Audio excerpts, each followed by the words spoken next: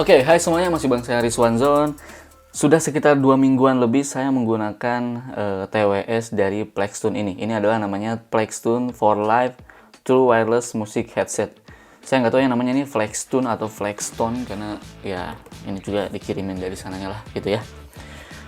Nanti saya bakal share ya beberapa beberapa pengalaman saya ketika menggunakan TWS ini, mulai dari dengerin musik, terus nonton YouTube, kemudian main game menggunakan TWS ini, dan tentunya kita nanti bakal tes mikrofonnya seperti apa bagusnya, oke?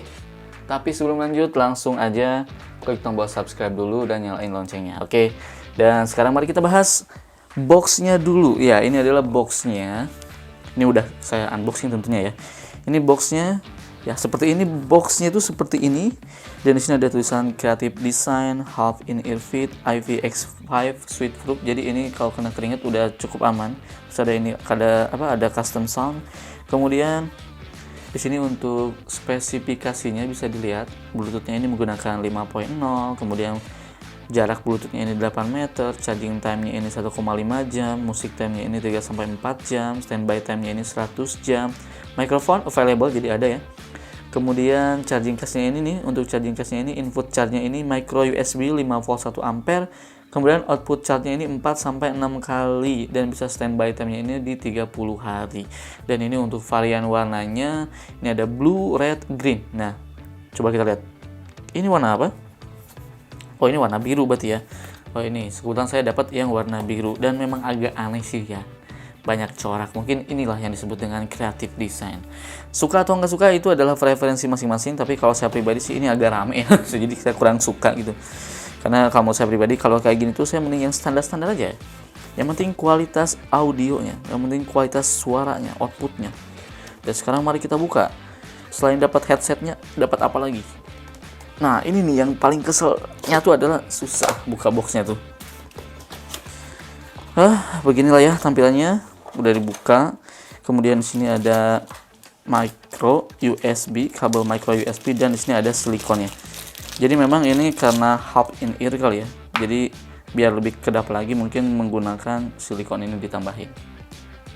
Kemudian ini ada quick start guide dan ini ada kartu garansinya.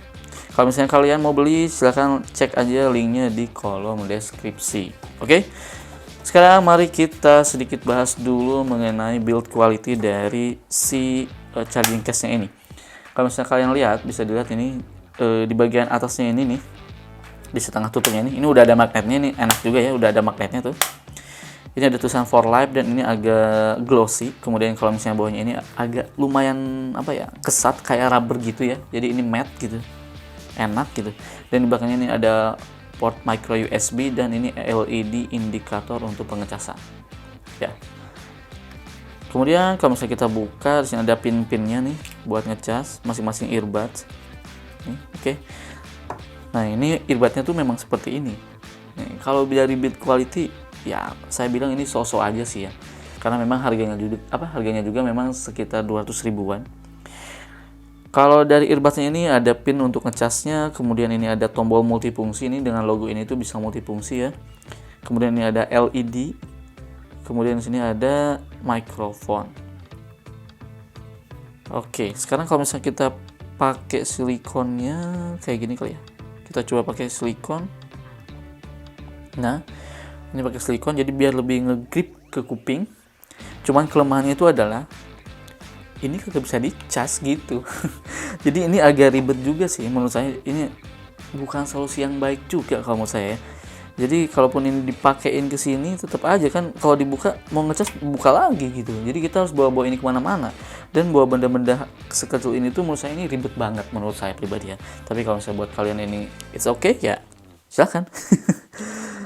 Oke, sekarang saya mau kasih tahu kesan pertama ketika saya menggunakan ini. Pas saya langsung tempel di kuping, lah kok ini earbudsnya tuh kok kayak nggak nempel gitu ya, khawatir jatuh gitu. Jadi ngerasa was-was gitu di kuping saya tuh, saya ngerasa was-was karena takut jatuh gitu. Jadi kayak nggak nempel gitu, nggak klek gitu. Mungkin karena si half in ear ini kali ya. Karena jujur saya sebenarnya suka yang model-model seperti ini juga sih. Nih model TWS seperti ini nih. Ini mungkin karena build quality-nya bagus dan desain fittingnya itu bagus, jadi itu ini tuh di kuping tuh lebih nyaman, lebih klik gitu. Nah kalau yang ini jujur saya ngerasa ini agak kurang gitu, kurang ngeklik gitu. Dan memang karena modelnya seperti ini, jadi otomatis ini kurang kedap ya, jadi ini. Jadi suara di luar bakal lebih terasa sih. Oke, sekarang mari kita coba koneksikan dulu. Ini menariknya nih ya. Ini nggak tahu menarik, ini nggak tahu kekurangan. Jadi kalau misalnya earbuds yang lain kan kalau dibuka langsung connect gitu ya. Kalau ini enggak. Jadi dia harus dinyalakan dulu. Kita nyalakan dulu dengan menahan satu kali ya. Tap and hold. Nah, nanti ada bunyi teneng neng neng. Nanti kita lihat bluetoothnya bakal connect atau enggak. Saya pakai dulu ya di kuping kanan ini. Nah, ini bisa dilihat bluetoothnya sudah connect nih, karena saya udah connectin. Gampang sih connectinnya kok.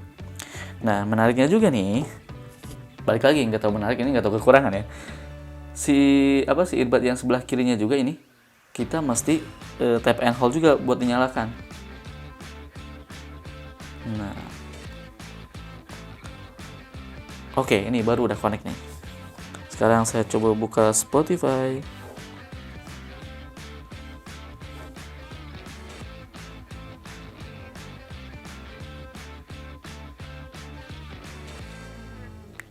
Ini nggak tahu kenapa kalau di ROG itu seperti ini ya, kita ganti handphone aja. Kalau di ROG Phone tuh nggak tahu, dia tuh kadang-kadang nggak bisa gitu. Oke, sekarang saya udah konekkan ini dengan Oppo Reno 10 Time Zoom ya, karena tadi itu agak error ternyata di ROG Phone. Dan sekarang mari kita lihat untuk Spotify-nya, untuk musiknya, kita bakal tes tombol multifungsi ini. Jadi kalau misalnya kita klik satu kali, otomatis dia tuh bakal mana? Oke, sebentar ya. Oke, kalau misalnya klik satu kali, dia bakal ngeplay atau pause, kan? Kalau misalnya klik dua kali, dia bakal next.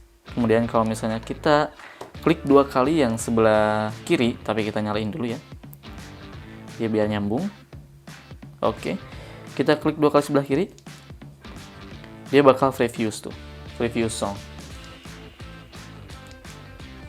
Tuh kan. Kemudian kalau misalnya klik 3 kali untuk di sebelah kanan ini untuk menaikkan volume 3 kali. Kalau misalnya klik 3 kali di sebelah kiri ini untuk menurunkan volume. Kemudian kalau misalnya untuk klik dan tahan ini untuk menyalakan ataupun mematikan si earbuds ini. Oke, sekarang ngomongin kualitas audionya. Kalau menurut saya pribadi, karena ini tuh isolasinya ini kurang kedap ya. Jadi kualitas musik yang lebih ngebass itu kurang terasa di TWS ini. Tapi kalau untuk high, untuk treble ini udah, menurut saya ini udah oke banget di harga seperti ini ya, di harga 200 ribuan ini. Tapi kalau untuk kalian yang suka dengerin musik EDM, TWS ini kurang begitu asik kalian gunakan. Tapi overall nggak ada masalah sih. Kemudian kalau misalnya untuk nonton YouTube, jika di aplikasi YouTube ya, kalau misalnya kalian nontonnya tuh di aplikasi YouTube, delay-nya itu nggak bakal terasa lebih lancar lah, lebih aman gitu. Tapi kalau misalnya kalian buka YouTube-nya ini di browser, yang saya rasakan itu cukup terasa delay-nya. Jadi kalau misalnya di video itu mulutnya ngomongin apa, di headset ini audionya udah kemana gitu. Jadi lebih terasa delay-nya. Dan kalau misalnya ngomongin game, bagaimana kalau misalnya TWS ini digunakan untuk bermain game? Untuk TWS yang memang fokusnya ini di musik, menurut saya pribadi ini untuk main game udah playable banget. Karena kalau misalnya kalian mau main game, Plextone lebih menyarankan untuk memilih series yang Plextone G2 yang udah saya bahas sebelumnya.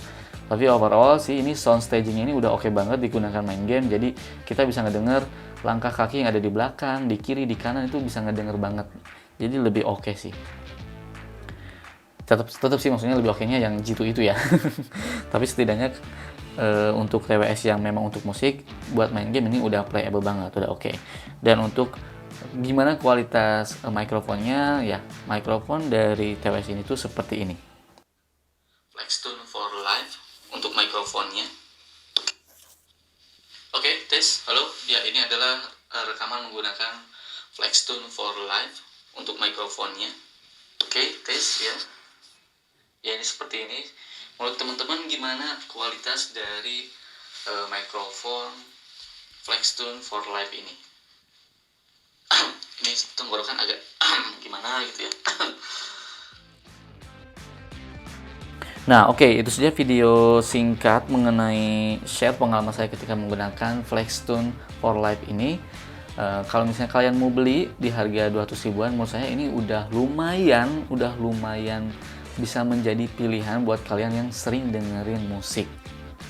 Ya, oke, tapi kalau misalnya kalian nggak ada problem dengan in ear fitnya ini, half in ear fitnya ini, jadi kalau mau saya pribadi karena ini kurang nyaman di kuping, ya silahkan kalian bisa beli ini di link yang udah saya sediakan di kolom deskripsi. Oke, itu saja video kali ini, semoga bermanfaat ya. Saya pamit, bye.